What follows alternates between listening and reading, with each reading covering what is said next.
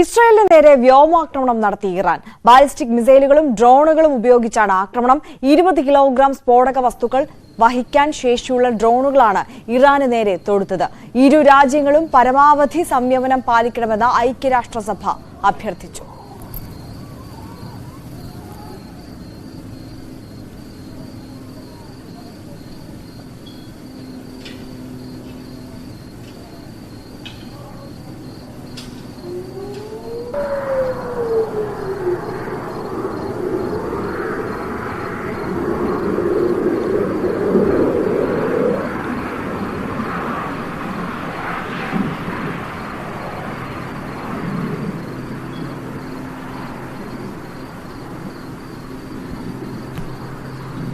VR Karthik international ഡെസ്കിൽ നിന്ന് കൂടുതൽ വിവരങ്ങളുമായി ചേരുകയാണ്. കാർത്തിക്, ഏറെ ആശങ്കയോടെയാണ് ലോകം പശ്ചിമേഷ്യയിലേക്ക് ഇപ്പോൾ ഉറ്റുനോക്കുന്നത്. ഇറാൻ ഇസ്രായേൽ ഒരു തുറന്ന പോരിലേക്ക് കടക്കുമ്പോൾ പശ്ചിമേഷ്യൻ യുദ്ധമുഖം അത് കൂടുതൽ സങ്കീർണമാവുകയല്ലേ? തീർച്ചയായും ആര്യ, പശ്ചിമേഷ്യ ഒരു യുദ്ധഭീതിയിലാണ്. കഴിഞ്ഞ ദിവസങ്ങളിൽ തന്നെ ഇത്തരത്തിൽ ഒരു വ്യോമാക്രമണം ഇറാന്റെ ഭാഗത്ത് നിന്ന് ഉണ്ടാകും എന്ന വിവരങ്ങൾ പുറത്തു വന്നിരുന്നു. അതിന്റെ അടിസ്ഥാനത്തിൽ ഇസ്രായേൽ വേണ്ട തയ്യാറെടുപ്പുകൾ നടത്തുകയും ചെയ്തിരുന്നു. ഏപ്രിൽ 1-ന് സിറിയൻ തലസ്ഥാനമായ ഡമസ്കസിൽ ഇറാൻ കോൺസുലേറ്റിന് നേരെ ഉണ്ടായ ആക്രമണമാണ് ഇത്തരത്തിൽ ഒരു പ്രകോപനത്തിന് കാരണം. ആ ആക്രമണത്തിൽ ഇസ്രായേൽ സൈന്യമാണ് ആക്രമണം നടത്തിയത് എന്ന് ഇറാൻ പറയുന്നു. ആ ആക്രമണത്തിൽ 13 പേരാണ് കൊല്ലപ്പെട്ടത്. ഇറാന്റെ 2 സൈനിക ഉന്നത ഉദ്യോഗസ്ഥരടക്കം ഈ കൊല്ലപ്പെട്ടവരിൽ ഉൾപ്പെടുന്നു. അത് തന്നെയാണ് ഇറാനെ പ്രകോപിപ്പിച്ചതും. അന്നു മുതൽ തന്നെ ഒരു യുദ്ധഭീതി ശക്തമായിരുന്നു പശ്ചിമേഷ്യയിൽ. ഏതായാലും ഇന്നലെ രാത്രിയോടെയാണ് ഇറാൻ ഇസ്രായേലിന് നേരെ വ്യോമാക്രമണം ആരംഭിച്ചത്. ഇരു രാജ്യങ്ങളും തമ്മിൽ ഒരു തരത്തിലുള്ള അതിർത്തിയും പങ്കിടുന്നില്ല. ഇറാഖ്, ജോർദാൻ അടക്കമുള്ള രാജ്യങ്ങൾ ഈ 2 രാജ്യങ്ങൾക്ക് ഇടയിലുണ്ട്. അതുകൊണ്ട് തന്നെ ഇരു രാജ്യങ്ങളും തമ്മിൽ കര അതിർത്തിയോ വ്യോമ അതിർത്തിയോ ഒന്നും പങ്കിടുന്നില്ല. അതുകൊണ്ട് തന്നെ ഡ്രോൺ ആക്രമണമാണ് ഇറാൻ നടത്തിയത് എന്നതാണ് ഏറെ ശ്രദ്ധേയം. 200ഓളം ഡ്രോണുകൾ ഇസ്രായേലിനെ ലക്ഷ്യമാക്കി കഴിഞ്ഞ ദിവസം രാത്രി ഇറാൻ തൊടുത്തു. അതോടൊപ്പം തന്നെ 20 ബാലിസ്റ്റിക് മിസൈലുകളും തൊടുത്തു എന്നാണ് പുറത്തുവരുന്ന റിപ്പോർട്ടുകൾ.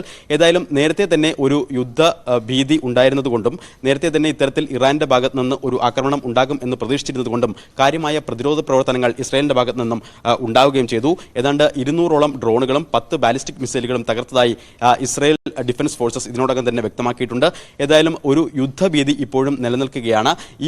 ഈ ആക്രമണം ഇവിടം കൊണ്ട് അവസാനിക്കുന്നു. ഏതെങ്കിലും തരത്തിലുള്ള പ്രകോപനം ഇനി ഉണ്ടായാൽ മാത്രമേ ശക്തമായ ഭാഷയിൽ തിരിച്ചടി നൽകൂ എന്നാണ് ഏറ്റവും ഒടുവിൽ പുറത്തു വന്ന ഇറാന്റെ പ്രതികരണം. അതുകൊണ്ട് തന്നെ താൽക്കാലികമായെങ്കിലും ആശങ്കയ്ക്ക് ഒരു ചെറിയ വിരാമമായിരിക്കുന്നു. എങ്കിൽ കൂടിയും ഒരു യുദ്ധഭീതി നിലനിൽക്കുന്നു.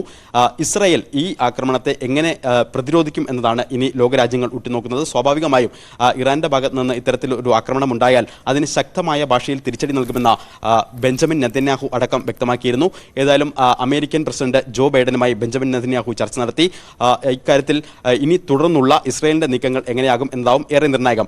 മറ്റൊന്ന്, ഐക്യരാഷ്ട്രസഭ അടക്കമുള്ളവർ ഈ യുദ്ധ പശ്ചാത്തലത്തിൽ അപലപിച്ച് രംഗത്തെത്തി എന്നതും ഏറെ ശ്രദ്ധേയമാണ്. അന്റോണിയോ ഗുട്ടറസ് അല്പം മുമ്പ് അദ്ദേഹത്തിന്റെ ട്വീറ്റിലൂടെ വ്യക്തമാക്കിയത് ഇനി ഒരു യുദ്ധം താങ്ങാനുള്ള ശേഷി ലോകത്തിനില്ല. അതുകൊണ്ട് തന്നെ സംയമനം ഇരു രാജ്യങ്ങളുടെ ഭാഗത്ത് നിന്നും ഉണ്ടാകണം. അതിനാവശ്യമായ ശ്രമങ്ങൾ എല്ലാം നടത്താൻ അതിന് മുൻകൈയെടുക്കാൻ തയ്യാറാണ് എന്നതടക്കമുള്ള പ്രതികരണങ്ങൾ അവരിൽ നിന്നും വന്നു. സ്വാഭാവികമായും സൗദി അറേബ്യ അടക്കമുള്ള രാജ്യങ്ങളും ഈ ആക്രമണത്തെ അപലപിച്ച് രംഗത്തെത്തി സമാധാനം പുനഃസ്ഥാപിക്കണമെന്ന ആവശ്യം അവരും മുന്നോട്ട് വെച്ചിട്ടുണ്ട്. ഏതായാലും വ്യോമാക്രമണം ശക്തമായ പശ്ചാത്തലത്തിൽ ഇറാന്റെ അതിർത്തി രാജ്യങ്ങളായ ജോർദാൻ, അതോടൊപ്പം തന്നെ ഇറാഖ് അടക്കമുള്ള രാജ്യങ്ങൾ വ്യോമയാന മേഖല അടച്ചു കഴിഞ്ഞു. ശക്തമായ ആക്രമണം വരും മണിക്കൂറുകളിലും ഉണ്ടാകും എന്ന് ഇറാൻ പ്രതീക്ഷിക്കുന്നു. ഏതായാലും ഇനി ഉള്ള ദിവസങ്ങളിൽ ഇസ്രായേൽ എങ്ങനെയാണ് ഇറാന്റെ ഈ ആക്രമണത്തെ പ്രതിരോധിക്കുന്നത്, അവർക്ക് എത്രമാത്രം ശക്തമായ ഭാഷയിലാണ് ഇസ്രായേൽ തിരിച്ചടി നൽകുന്നത് എന്നാണ് ലോകരാജ്യങ്ങൾ ഉറ്റുനോക്കുന്നത്.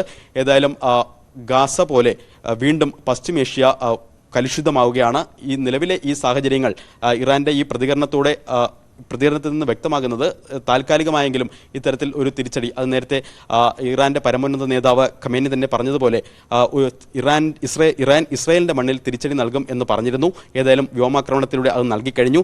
ഇനി ഇതിന്റെ തുടർ നീക്കങ്ങൾ ഇരു രാജ്യങ്ങളും എങ്ങനെ ഇതിനെ മുന്നോട്ട് കൊണ്ടുപോകും എന്നതിനെ ആശ്രയിച്ചിരിക്കും ഒരു യുദ്ധഭീതി. ഏതായാലും ഒരു യുദ്ധം ഒഴിവാക്കാനുള്ള എല്ലാ ഇടപെടലുകളും വിവിധ രാജ്യങ്ങളുടെ ഭാഗത്തു നിന്നുണ്ടാകുന്നു. സൗദി, ഒമാൻ അടക്കമുള്ള രാജ്യങ്ങളുടെ മധ്യസ്ഥ ശ്രമങ്ങൾ സജീവമായി പുരോഗമിക്കുന്നു. വരും മണിക്കൂറുകളിൽ ഇസ്രായേലിന്റെ ഇപ്പോൾ അധികാരത്തിലുള്ള മന്ത്രിസഭയുടെ യോഗവും ചേരുന്നുണ്ട്.